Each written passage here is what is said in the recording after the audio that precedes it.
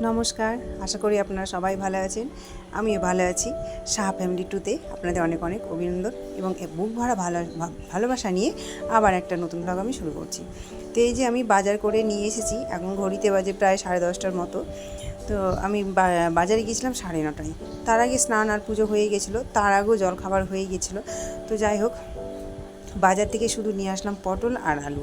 আলু আমার লাগেই, আর শুধু আমার বলে না, প্রত্যেকের বাড়িতে আলু মাস্ট। এই কারণে আলু সবতেই লাগে, সবজিতে লাগে, মাছ, মাংস, ডিম, সব কিছুতেই আলু লাগে। তা আলু তো সবজি রাজা, আর আলু ছাড়া চলেই না একদমই।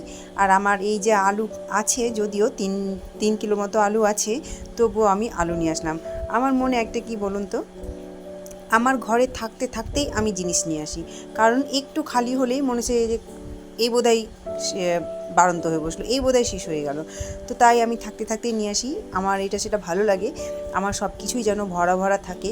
সে আমার প্রয়োজন পড়ুক আর না পড়ুক, আমি সেই হিসেবে নিয়ে আসি, আর খালি হওয়ার আগে আমি নিয়ে আসি। তো এই যে আমি পটল আমি ক্যারি ব্যাগে ভরে গিট দিয়ে দিচ্ছি, কারণ আমি ফ্রিজের মধ্যে রেখে দেবো। তাই কিছুদিন আগে পটল তো প্রায় 50 টাকা কিলো হয়েছিল, একটু এখন সস্তা হয়েছে, একটু দামটা কমেছে। তো যে আলুগুলো আগে ছিল সেগুলো একটু সাইড করে দিলাম, আর তার মধ্যে একটা আলু পচে গেছে। আসলে কি বলুন তো, আলু বেশি আনলে না মাঝে মাঝে আমার কয়েকটা আলু পচা পচা ফেলে দিতে হয়। তো একটা পচা আলু ফেললাম, আর কি জানি হয়তো আলু ভিতরে আছে, জানি না। তো আমি আলু সবটাই ঢেলে নিলাম, আর এই যে সবজি আমি ফ্রিজের মধ্যে ভরে রেখে দিলাম। তারপর আমি রান্নার জোগাড় করব। আজকে রান্না জোগাড় একটুও করিনি, সকাল থেকে একটু সময় পাইনি। আর যে ব্যাগটায় আমি আলু এনেছি, ওই ব্যাগটা আমি এখন কেচে নেব, কারণ মানে আলুর যে ধুলোগুলো থাকে সেটা সারা ব্যাগেই লেগে থাকে। এরপরে হয়তো সবজি আনবো বা মুড়ি বা আটা যাই আনি না কেন, তো যদি লেগে যায় খাবারের মধ্যে, বিশেষ করে মুড়ি আনতে গেলে হয়তো মুড়িও খারাপ লাগবে খেতে ধুলো ধুলো থাকলে। সেই জন্য আমি ব্যাগে সবজি আলু যাই আনি না কেন, আমি সঙ্গে সঙ্গে ধুয়ে সামনে একটা পেরেক আছে, সেখানে আমি ঝুলিয়ে রেখে দিই। জলটা যখন ঝরে যায় তখন আমি আবার রেখে দিই, উঠিয়ে ভাঁজ করে রেখে দিই। তো আমার এই যে আবার জলও চলে গেছে আমার কলে। এই যে ব্যাগ আমি টাঙিয়ে দিলাম উপরে, জলটা ঝরবে তাই। আর এদিকে কল থেকে জলও পড়ছে না, জল চলে গেছে, ট্যাঙ্কি ছেড়েছে, পাম্প ছেড়েছে, জল উঠবে, কিন্তু উঠতে তো সময় লাগবে, তাই না? আর এই যে আমার ঘরে একটা দুষ্টু মেয়ে আছে, সব সময় ছড়িয়ে ছিটিয়ে রাখে, জামা প্যান্ট পরলে এখানে সেখানে ফেলে রেখে দেয়। আর আমার ছেলে যখন টিউশন থেকে আসে বা স্কুল থেকে আসে, সেগুলো একটু ঘাম শুকাবার জন্য চারিদিকে ছড়িয়ে ছিটিয়ে রাখে। তো সেগুলো আমাকেই লক্ষ্য রাখতে হয়, মা হিসেবে আমাকেই না যদি লক্ষ্য রাখি তো কে রাখবে, তাই না? তো এই যে আমি এগুলো ভাঁজ করে রেখে দিলাম। আর তারপরে সকাল থেকে তো অনেকবারই ঝাড় দেওয়া মোছা হয়েছে, তারপরে এই দেখুন নোংরা। আমার মেয়ে একটা পুতুলের জামা বানিয়েছে, সে আবার কিসে জানেন তো, বানিয়েছে হচ্ছে একটা মাস্ক ছিল, মাস্কটাকে কেটে কুটে ওটা জামা বানিয়েছে। তো এই যে সেই পুতুল মাস্ক কেটে কি সুন্দর একটা জামা বানিয়েছে, দেখুন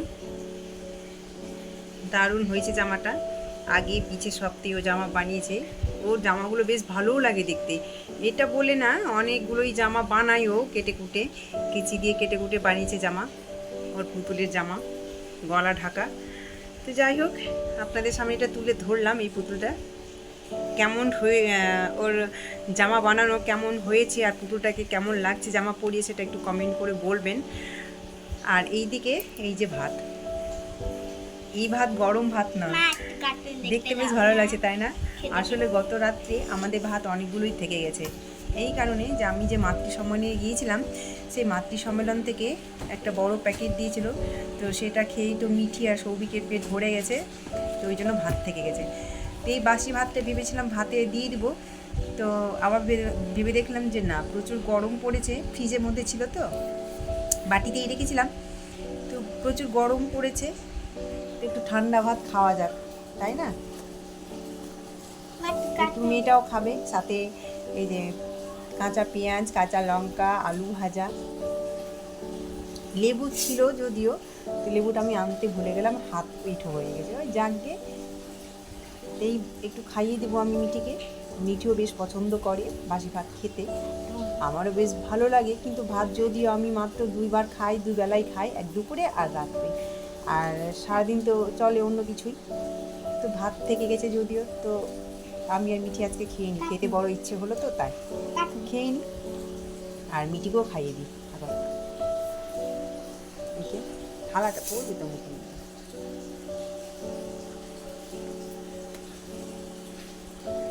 আর কালকে গতকালকে বিকেলবেলা পেয়ারা আর আপেল কেটে দিয়েছিলাম, তো সৌভিক আপেল খায়নি আর পেয়ারা মিঠি খায়নি, আর অর্ধেকটা পেয়ারা সৌভিক খেয়েছিল, আর এগুলো সব থেকে গেছে সেটাও ফ্রিজের মধ্যে রেখে দিয়েছিলাম, ওরা খেলো না, তো এখন খেয়ে নেবে।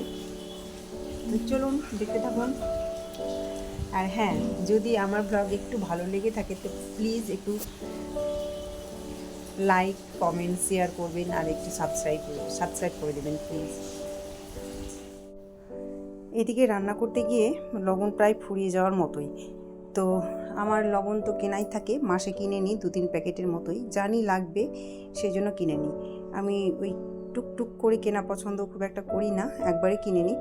তো যাই হোক, এই যে লবণের প্যাকেট আমি ঘরের মধ্যে রেখেছিলাম একটা বড় বালতিতে মাসকাবাড়ি বাজারের সাথে, তো বের করি কেটে নিলাম, কেটে ওই যেটা রাখলাম আমি সেটা হচ্ছে নিরামিষের বোতল, আর এটা হচ্ছে যেটা ঢালছি এখন, ওটা হচ্ছে আমিষ। তো আমার সপ্তাহে নিরামিষ খাই 3 দিন, শনিবার, শুক্রবার আর মঙ্গলবার, আর এটা আমিষের, তাই আমি নিরামিষ আমিষ দুটোই করে রাখি। শুভ সন্ধ্যা, এখন বাজে হচ্ছে 6:45।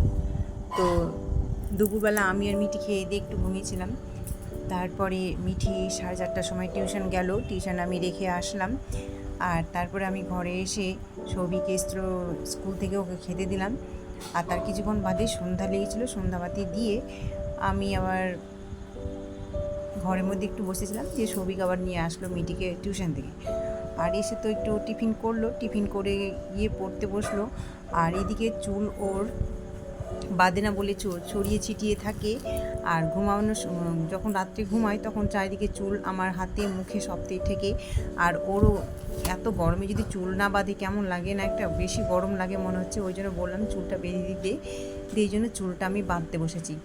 চুল সহজেও বাঁধতে চায় না, আর ছোট ছোট চুল বাঁধতে গিয়ে এইদিকে ছুটছে সেই দিকে ছুটছে, ভালো করে না ধরলে তো ওর আবার মিঠির আবার পান থেকে চুন খসার মতো অবস্থা, একটু এদিক সেই দিক যদি চুল ছুটে যায় তাহলে ওর চুল বাঁধা পছন্দ হয় না, খুলিয়ে আবার বাঁধায় চুল।